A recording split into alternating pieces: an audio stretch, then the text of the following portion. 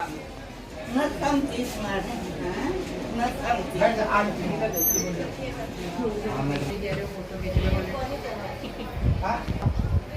खाने में जो भी खाना है एक तो ध्यान ये करना है और धूप में नहीं घूमना ज्यादा खाना। आप जब गर्मी थोड़ी कम हो जाए दवाइयाँ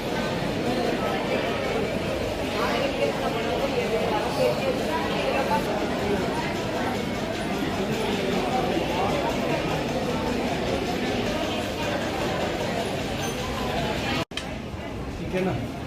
और एक चक्कर पीजीआई में लगाना है क्योंकि मैं पीआरपी करा लूँ, किसी ने बताया था, मैंने पढ़ लिया था, तो वो जो आपको बताएंगे उससे आपका।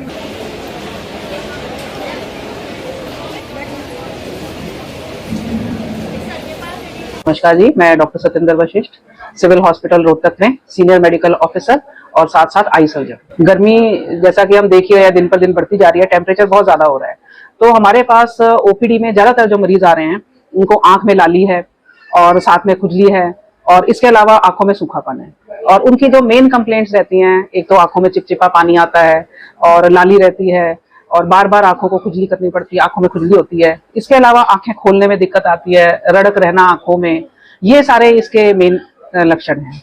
अब आज के टाइम में, गर्मी के टाइम में 3-4 डिजीजेस या बीमारियां जो है बहुत कॉमन है। एक तो आंखों में सूखापन रहना, क्योंकि जो गर्मी की वजह से, तेज धूप की वजह से ज्यादातर लोगों को बाहर काम की वजह से निकलना ही पड़ता है, तो उस केस में जो अल्ट्रावायलेट रेज हैं और तेज गर्मी की वजह से आंखों में जो एक तरल पदार्थ रहता है जो कॉर्निया को कवर करके रखता है, आंसू की लेयर होती है, वो धीरे धीरे खत्म होने लगती है, उड़ जाती है, जल्दी उड़ जाती है। उसकी वजह से आंखों में सूखापन आ रहा है। सूखापन के मेन लक्षण है कि आंखों में लाली होना, आंखों में खिंचाव रहना, कभी कभी सर में दर्द भी हो जाता है मरीजों को और लगता है कि आंखें सूखी सूखी हैं। तो ये सारे इसके लक्षण हैं। कितना खतरनाक हो सकता है ये काफी खतरनाक है अगर इसका टाइम पे इलाज ना किया जाए, क्योंकि सूखापन रहने की वजह से एक तो बार बार आंखों को रगड़ेंगे और आंखों में कोई ना कोई इंजरी होने का डर रहता है, यानी आंखों में चोट लगने का डर रहता है, क्योंकि आंखें बहुत संवेदनशील होती हैं। तो बार बार अगर हम उसको रब करेंगे या रगड़ेंगे तो आंखों के ऊपर एक एपिथेलियम की लेयर होती है, तो वो हट जाती है, उसकी वजह से आंखों में जख्म हो जाते हैं। हमारे मरीजों में तकरीबन 10 से 20% तक जो मरीज हैं, जो नॉर्मल पहले आते थे उनसे ज्यादा है, बढ़ गए हैं। और उसमें बच्चे भी काफी आ रहे हैं, स्कूलों के बच्चे, छोटे छोटे बच्चे भी आ रहे हैं। प्राथमिक उपचार के लिए सबसे पहली बात तो यह है कि अगर कोई बुजुर्ग हैं और छोटे बच्चे हैं जिनको बाहर कोई काम नहीं है, तो जब पीक टाइम होता है गर्मी का, यानी कि 12 बजे से लेकर के 2-3 बजे तक, अगर कोई काम उनको नहीं है तो घर से बाहर ना निकले, बगैर काम के घर में रहें और बार बार आंखों को धोते रहें, साफ पानी से रगड़े ना आंखों को, काला चश्मा लगा करके रखें ताकि थोड़ी बहुत प्रोटेक्शन, उससे हीट से प्रोटेक्शन उनको मिले। और अगर किसी को एलर्जी है, क्योंकि इस दौरान जैसे फसल की कटाई होने के बाद ये जो पराग के कण हैं ये एटमॉस्फेयर में बहुत ज्यादा है, तो एलर्जी के पेशेंट भी बहुत आते हैं।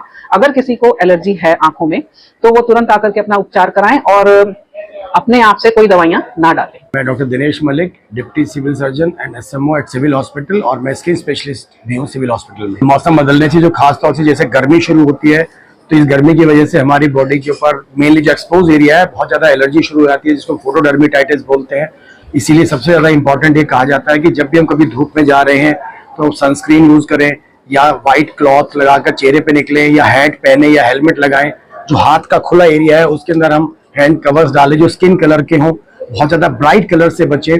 और यदि इस सब के साथ भी फर्क नहीं पड़ता है, जलन है, खुजली है, सेंसिटिविटी है, तो अपने डॉक्टर से संपर्क करके दवाई लें। अपने स्तर पर जबरदस्ती कोई इस प्रकार की दवाइयाँ यूज ना करें जिनसे सेंसिटिविटी हो। पर हाँ, गर्मी में सबसे ज्यादा ध्यान रखने की आवश्यकता है हाइड्रेशन की। आप फ्लूइड जिसमें पानी या नींबू शिकंजी आती ले, जो भी केन्ड ड्रिंक्स हैं उनका परहेज करें, उनसे बचें।